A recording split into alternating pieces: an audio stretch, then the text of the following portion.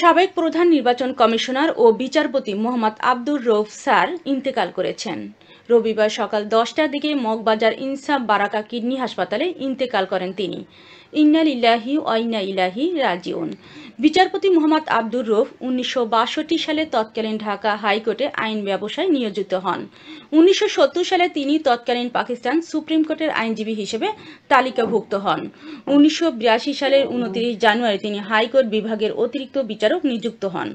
High court বিভাগে বিচারপতি পদে থাকাকালে 1990 সালের 25শে ডিসেম্বর প্রধান নির্বাচন কমিশনার হিসেবে নিযুক্ত হন আব্দুর রউফ। 1995 সালের 18 এপ্রিল তিনি প্রধান নির্বাচন কমিশনারের পদ ত্যাগ করেন। পরে তিনি হাইকোর্ট বিভাগের বিচারক হিসেবে কাজ শুরু করলে 1995 সালের জুন মাসে আপিল বিভাগের বিচারক হিসেবে নিযুক্ত হন। 1999 সালের 1 ফেব্রুয়ারি তিনি অবসর গ্রহণ করেন।